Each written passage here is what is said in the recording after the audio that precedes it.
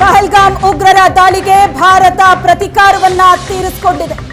ಈಗ ಮುನ್ನೆಚ್ಚರಿಕಾ ಕ್ರಮವಾಗಿ ವಿಮಾನ ಸಂಚಾರ ಬಂದ್ ಆಗಿದೆ. ಬೆಂಗಳೂರಿನಿಂದ ತೆರಳಬೇಕಾಗಿದ್ದ ವಿಮಾನಗಳು ಕ್ಯಾನ್ಸಲ್ ಆಗಿದೆ. ಜಮ್ಮು ಕಾಶ್ಮೀರ, ಅಯೋಧ್ಯೆ, ಜೋಧ್ಪುರ, ಲಖನೌ, ಘಾಜಿಯಾಬಾದ್ಗೆ ತೆರಳಬೇಕಿದ್ದ ಎಲ್ಲಾ ವಿಮಾನಗಳು ಕ್ಯಾನ್ಸಲ್ ಆಗಿದೆ. ಉದ್ವಿಗ್ನ ಪರಿಸ್ಥಿತಿಯ ಹಿನ್ನೆಲೆ ಮುಂಜಾಗ್ರತಾ ಕ್ರಮವನ್ನ ತೆಗೆದುಕೊಳ್ಳಲಾಗಿದೆ. ಭಾರತ ಪಾಕ್ ಗಡಿಯಲ್ಲಿ ಕ್ಷಣ ಕ್ಷಣಕ್ಕೂ ಪರಿಸ್ಥಿತಿ ಉದ್ವಿಗ್ನಗೊಳ್ತಾ ಇದೆ. ಮುನ್ನೆಚ್ಚರಿಕಾ ಕ್ರಮವಾಗಿ ವಿಮಾನ ಸಂಚಾರವನ್ನ ಸ್ಥಗಿತಗೊಳಿಸಲಾಗಿದೆ. ಆಪರೇಷನ್ ಸಿಂಧೂರ್ ಕಾರ್ಯಾಚರಣೆ ಈಗ ಚರ್ಚೆ ಆಗ್ತಾ ಇರೋದು ಇದೇ ವಿಷಯ. ಈ ಬಗ್ಗೆ ಮಾತಾಡೋದಕ್ಕೆ ನಿವೃತ್ತ ಕರ್ನಲ್ ನಟೇಶ್ ಅವರು ನಮ್ಮ ಜೊತೆ ಸಂಪರ್ಕದಲ್ಲಿದ್ದಾರೆ. ಸರ್ ನಮಸ್ತೆ. ನಮಸ್ತೆ ಮೇಡಮ್. ಎಸ್ ಸರ್, ಇದು ಎಕ್ಸ್ಪೆಕ್ಟೆಡ್. ಯಾಕಂದ್ರೆ ಈ ಹಿಂದೆನೂ ಪ್ರಧಾನಿ ಮೋದಿ ಹೇಳಿದ್ರು, ಅವರು ಎಕ್ಸ್ಪೆಕ್ಟ್ ಮಾಡಿರೋದಕ್ಕಿಂತಲೂ ಬಹಳ ದೊಡ್ಡದಾಗಿ ಹೊಡಿತೀವಿ ನಾವು ಅಂತ. ಸೊ ಮುಟ್ಟಿ ನೋಡ್ಕೊಳ್ಳುವಂತ ಪೆಟ್ಟನ್ನ ಈಗ ಭಾರತ ಕೊಟ್ಟಿದ್ದಾಗಿದೆ. ಸೊ ಇದು ಎಕ್ಸ್ಪೆಕ್ಟೆಡ್ ಸರ್. ಆಕ್ಚುಲಿ ಮೇಡಮ್, ನಮ್ಮ ವಾರ್ ಡಾಕ್ಟ್ರಿನ್ ಅಲ್ಲಿ ಫಸ್ಟ್ ಯೂಸ್ ಅಂತ ಇದೆ ನ್ಯೂಕ್ಲಿಯರ್ ಅಟ್ಯಾಕ್ ಅಲ್ಲಿ. ಓಕೆ. ಆಫ್ಟರ್ ಮೋದಿ ಅವರು ಬಂದ ಮೇಲೆ the amount of terrorism against ಗೆ ಸ್ಟ್ರಿಕ್ಟ್ ಆಕ್ಷನ್ ತಗೋತಾ ಇದ್ದಾರೆ. ನೀವು ಅದನ್ನ ನೋಡ್ಬೋದು. ಸರ್ಜಿಕಲ್ ಸ್ಟ್ರೈಕ್ ಆಗಿರ್ಬೋದು, ಬಾಲಕೋಟ್ ಆಗಿರ್ಬೋದು, ಈಗ ಆಪರೇಷನ್ ಸಿಂಧೂರ್ ಇದೆ. So we are taking action against only terrorism right ಅನ್ ಬಿಟ್ರೆ ನಾವು we are not targeting any of the military station ಅಥವಾ ಸಿವಿಲ್ ಪಾಪ್ಯುಲೇಷನ್ ಏರಿಯಾಕ್ಕೆ ಏನು ಅಟ್ಯಾಕ್ ಮಾಡಿಲ್ಲ. So good move by the government madam. Okay. ದಾಳಿ ಅಂದ್ರೇನೆ ಹೊಡಿಬಡಿ ಇರುತ್ತೆ, ಆದ್ರೆ ಅಲ್ಲೂ ಒಂದಷ್ಟು ಎಮೋಷನ್ಸ್ ಅಂತ ಅನ್ಸೋದು ಈ ಕಾರ್ಯಾಚರಣೆಗೆ ಇಟ್ಟಂತ ಹೆಸರು ಆಪರೇಷನ್ ಸಿಂಧೂರ್ ಅಂತ. ಈ ಹೆಸರು ಪಾಕಿಸ್ತಾನಕ್ಕೂ ಕೂಡ ಟಚ್ ಆಗ್ಬೇಕು ಹಾಗಿದೆ. 26 ಜನ ಹೆಣ್ಣು ಮಕ್ಕಳನ್ನ ಕಣ್ಣೀರಲ್ಲಿ ಕೈ ತೊಳೆಯೋ ಹಾಗೆ ಮಾಡಿದಂತ ಉಗ್ರರ ಅಟ್ಯಾಕಿಗೆ ಭಾರತ ಪ್ರತಿಕಾರ ತೀರಿಸಿಕೊಂಡಿದೆ. ಆದ್ರೆ ಆ ಆಪರೇಷನ್ಗೆ ಇಟ್ಟಂತ ಹೆಸರಿದೆಯಲ್ಲ, ಅದು ಹಾರ್ಟಿಗೆ ಟಚ್ ಆಗುತ್ತೆ. ಐ ಥಿಂಕ್ ಸಿನ್ಸ್ ಇದು 145 ಗೆ ಮಿಸೈಲ್ ಅಟ್ಯಾಕ್ ಆದ್ಮೇಲೆ entire Indian government has conveyed this message USA ಗೆ, UK ಗೆ, ರಷ್ಯಾದವರಿಗೆ ಎಲ್ಲರಿಗೂ ಹೇಳಿದ್ದಾರೆ. ನೀವು ತಾವು ಹೇಳಿದಂಗೆ the name itself operation Sindoor, it is very emotional.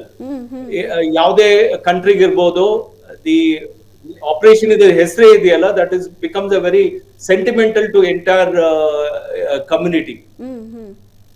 S, ತಾಳ್ಮೆಯಿಂದ ಕಾದು 2 ವಾರ ಆಗಿದೆ. ಪ್ರತಿ ಭಾರತೀಯರು ದಿನ ಬೆಳಗಾದ್ರೆ ನೋಡ್ತಾ ಇದ್ರು ಏನಾದ್ರೂ ಅಪ್ಡೇಟ್ಸ್ ಬಂತ, ಭಾರತ ಏನು ಉತ್ತರ ಕೊಡ್ತು ಅಂತ.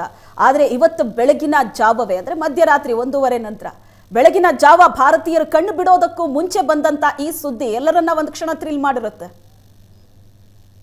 ನನ್ನ ಪ್ರಕಾರ madam, I think surprise is a big issue.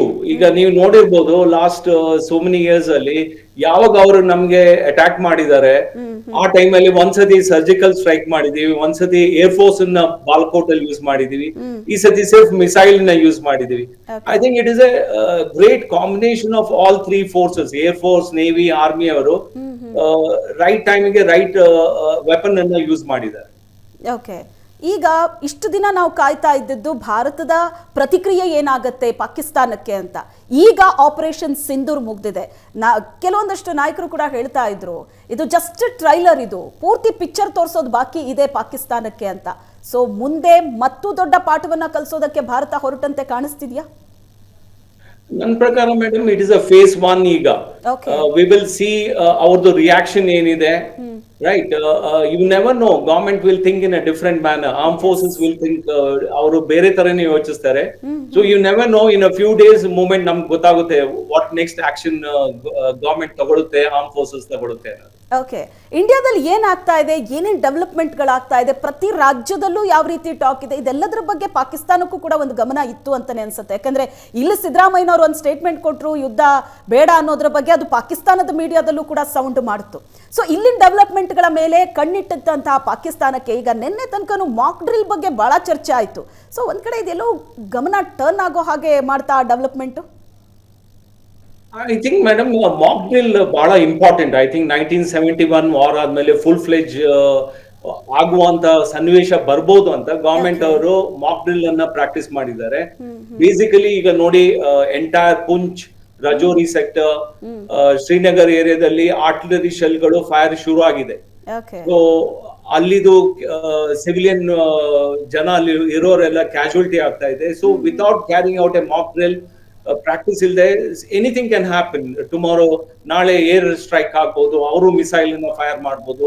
ಅದಕ್ಕೆ ನಾವು ತಯಾರಾಗೋದು, ಸೆನ್ಸಿಟೈಸ್ ಮಾಡೋದು ಎಂಟೈರ್ ಪಾಪ್ಯುಲೇಷನ್ ಬಹಳ ಇಂಪಾರ್ಟೆಂಟ್ ಸ್ಟೆಪ್. ಸೊ ಅದು ಇವತ್ತು ನಡೀತಾ ಇದೆ. I think we should continue with that. Okay, ಪಾಕಿಸ್ತಾನದ ಉಗ್ರರು ಭಾರತದ ಮೇಲೆ ದಾಳಿ ಮಾಡಿದ್ರು, ಪಹಲ್ಗಾಮ್ನಲ್ಲಿ ಅಟ್ಯಾಕ್ ಮಾಡಿದ್ರು, 26 ಜನರನ್ನ ಬಲಿ ತಗೊಂಡ್ರು, ಅದಕ್ಕೆ ಭಾರತ ಉತ್ತರ ಕೊಡ್ತು. ಬಟ್ ಇಲ್ಲಿಗೆ ಸೈಲೆಂಟ್ ಆದ್ರೆ ಇದು ಮುಗಿಯತ್ತೆ. ಆದ್ರೆ ಪಾಕಿಸ್ತಾನ ಈಗ ತಾನೂ ಸಹ ಉತ್ತರ ಕೊಡ್ತೀನಿ ಅಂತ ಮುಂದುವರೆದ್ರೆ, ಒಂದು ಹೆಜ್ಜೆ ಮುಂದೆ ಇಟ್ರು ಅದು ಯುದ್ಧ ಅನ್ನೋ ಟರ್ನ್ ತಗೊಳುತ್ತಲ್ವಾ? ಐ ಥಿಂಕ್ ಅವರು ಸುಮ್ಮನೆ ಇರಲ್ಲ ಮೇಡಮ್, ರೈಟ್? ಇಟ್ ಇಸ್ ಅವ್ರದ್ದು ಪ್ರೆಸ್ಟೀಜ್ ಇರೋದ್ರಿಂದ ದೇ ವಿಲ್ ಆಲ್ಸೋ ರಿಟಾಲಿಯೇಟ್. ಆ ರಿಟಾಲಿಯೇಟ್ ಮಾಡ್ತಾರೆ ಅಂತಾನೆ ಆಲ್ರೆಡಿ ಆರ್ಮ್ ಫೋರ್ಸ್ ಅದನ್ನ ಕೌಂಟಿಗೆ ತಗೊಂಡಿರ್ತಾರೆ.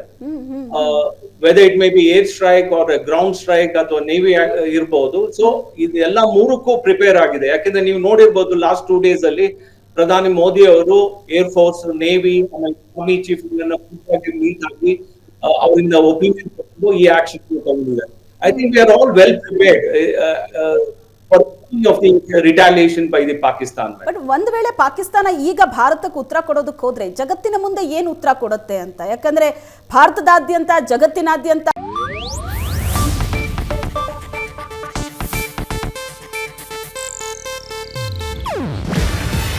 ಇದು ಏಷ್ಯಾನೆಟ್ ನ್ಯೂಸ್ ನೆಟ್ವರ್ಕ್ ಪ್ರಸ್ತುತಿ. ನೀವು ನೋಡ್ತಿದ್ದೀರಾ ಏಷ್ಯಾನೆಟ್ ಸುವರ್ಣ ನ್ಯೂಸ್.